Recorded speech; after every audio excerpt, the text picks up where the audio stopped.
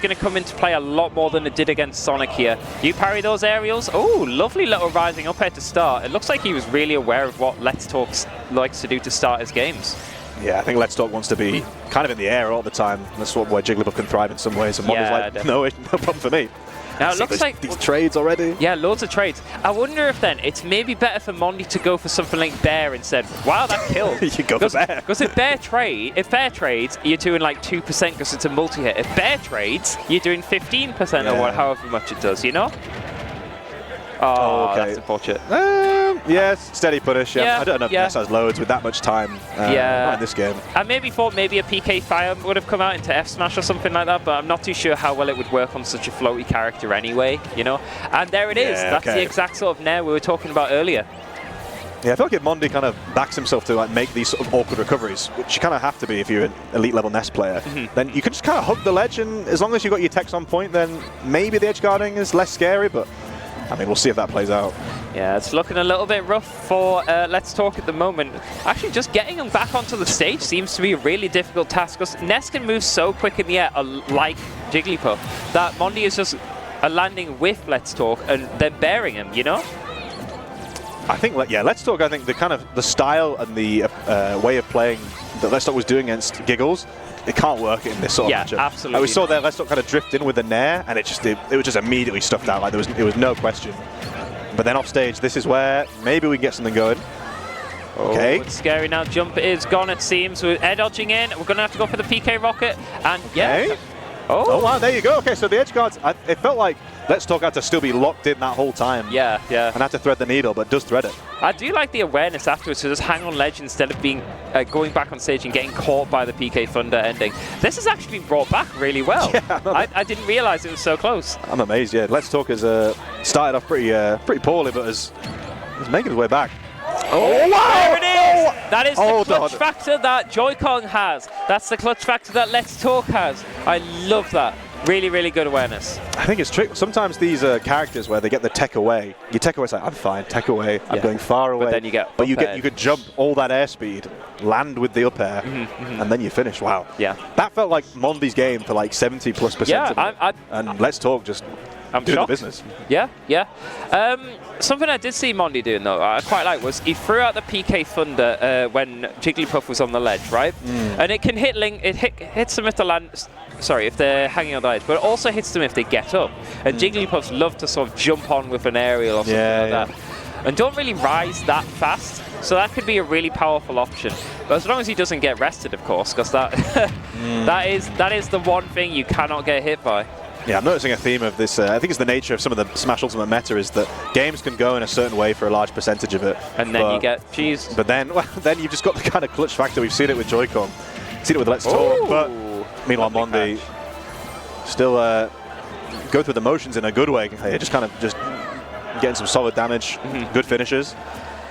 Now, how is he going to get back into center stage? Okay, Let's Talk going for a little bit of an ambitious approach there to ledge. I think just holding this center stage is doing really, really well for him at the moment, though. So I think just sticking here is probably best.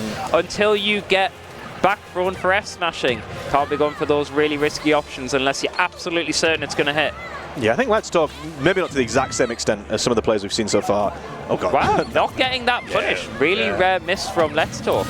But getting that one anyway. If I was to give him any sort of respite for that, the airspeed of Ness just makes it difficult to really kind of commit to it in a certain way, especially if you don't want to get reversal. True. But still felt like that was his to kind of get. I mean, he got it in the end anyway, so it's no big deal. But yeah, that falling PK Fire did trigger onto Jigglypuff. Really annoying for him to deal with. Yeah, can I see? I'm actually surprised with the amount of holding forward in some ways that Let's Talk's doing with the kind of safe, aggressive buttons like the Nair, like the floating Nair or the side B. Because the side B hitbox is actually pretty big. Like especially against Ness, where it's kind of got that a little bit, I think, of the sort of disjoint, which is I think might be just in the sort of desired range for some sort of situations. But oh god, that nearly worked. You know, actually, I've not. In the previous Let's Talk set, we saw, we're going to go back, we saw loads of landing fairs from Jigglypuff into grab, and I've not actually seen that happen a single time yet this set. I think Mondi seems to be really aware of the best way for Jigglypuff to send him off stage, and that's doing really well. Although he is getting caught by the spot dodge jab there, which is a bit annoying, but not too big a deal. Yeah, Mondi's generally been able to get back to ledge at the moment. I think the ledge trapping from Jigglypuff's not a ledge trapping character, but like the temptation is there to kind of stick out that lingering hitbox, but that up air is so active and such great range. Yeah, Mondi's shown quite a lot of willingness to do the sort of aggressive options off ledge. I think if Let's Talk tones it down a little bit. There was a little moment I thought we were going to get the up B rocket there. Yeah. Look, until it happens, I'm not saying anything.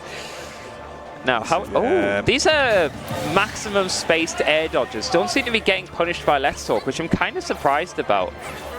Yeah, it feels like I don't know exactly what Jigglypuff's best tool is on stage, but I suppose going off stage, I think there's just the fear of the reversal, I guess. True. But these two, it feels like they're both just sort of going at it, and then I keep thinking, these tech reads. I know the melee player inside you is absolutely loving this. It feels like it's either even or Mondi favored. That game, it was so back and forth. Yeah. I mean, look at all that matters is who gets 3 stocks first. It's like you've been saying, the 80% of the game doesn't matter if the 20% is you getting caught by rest. I think if they played like a 15-stock game, it would still go last stock, and then Let's Talk might win. That's what it feels like. It feels like it's just these key moments. Yeah, the thing is, like, these rest setups are coming from different situations as well. Like, the previous one was a tech chase on the ground. This one was a tech chase on a platform. There's so many it's easy to go, just be aware of Puff's setups into it. But when there's so many, it's hard to keep track of them all. And I also think as well, there's always that temptation. If you've got these kind of big Hail Mary, like big plays, you save them for and you notice the 2 big rests have been game-winning rests. Absolutely. Not stock-taking rests, game-winning rests. Yes. You save it for the big moment. Definitely. Really, really good from Let's Talk. And but I still feel like Mondi's not like playing pretty well in some ways. I don't think it's like going that badly for him in many ways. Like I think. Well, it's not. He's winning a lot of the interactions, and to be honest, most of the stocks first. It's literally just that he's getting caught by these rests in the last stock situation. And I don't know if maybe Let's Talk is preying on his stress or nerves or something in the situation. I'm not really too sure. But honestly, pretty good play from Let's Talk here. It's a lot closer than it has been in the previous games. Are we going to see a grab? No, waiting for the neutral getter, but instead getting caught by the landing up air. Yeah, Let's Talk kind of getting maybe caught in 2 minds. They're dropping shield, gets hit by the landing up air. And it feels like Mondi, there's still a confidence and still like we think back to that Pelly set where like Mondi just didn't get any momentum. There's momentum here with Mondi for like a lot of the game. But it just feels like that, I don't know, it's every time I feel like Mondi's getting a bit of something, Let's Talk still cooking. Yeah, I think what's really crucial here, given that the rests have been in a last stock situation, is not to let it go to last stock if you can. And that's what he's doing here. He's doing everything in his power to not get hit by a killing except for getting spot dodge red. I mean, that's again just a crazy moment. Like I don't know how much that the read was sort of coming, where that read was coming from, but yeah, much stronger position for Mondi here. Now this is when Let's Talk might be going for the riskier plays, the second stock rest. It's a bit like the second stock whack we sometimes see like Wario players go for. They want to pull it back. But honestly, Mondi's playing really well here. I think that shield may have been triggered by expecting the PK fire to hit, so he just ran in and got the grab really easily. Yeah, you see Mondi I think the aerial play has been really good, just keeping Let's Talk in the air. I think the stages look pretty well, feels like in this game as well. Just a lot's going Mondi's way. And I think, that's it. Yeah. And we're getting the parries that his tag represents as well. Not just the parries, but the parry punishers. We're getting these nairs out of shield and all that on the pounds and so on. Yeah, my feeling for this set is that Let's Talk was 2-0 up. And if you told me that Mondi would win the next game with a 2-stock, I'd believe you in some ways. I mean, I know they were going pretty even for some of it, but I just feel like Mondi's just playing solid. It's just cut out the moments where you give Let's Talk the chance to go beast mode, to get those crazy moments, which Jigglypuff can do. And at the moment, it looks like Mondi wants some water, so it might be waiting fuel the liquid in his brain. Oh, no, we're going straight in? Looks like we are. Yeah, like, honestly, that was a very strong game in Mondi's favor, and I feel like this momentum is going to carry ahead. We are going to Smashville, though. Okay. Much smaller stage, so I think there's going to be even more scrapping than previously. I think what this Smashville pick communicates to me is that Let's Talk wants to try and go in and hit Mondi, and then try and just see what happens off the level. Yeah. But I think, I mean, Smashville against Ness, that's been like an auto ban for pretty many years in some, maybe not all matchups, but let's see. Yeah. I'm really intrigued by these. That's rough. That's rough. That's it.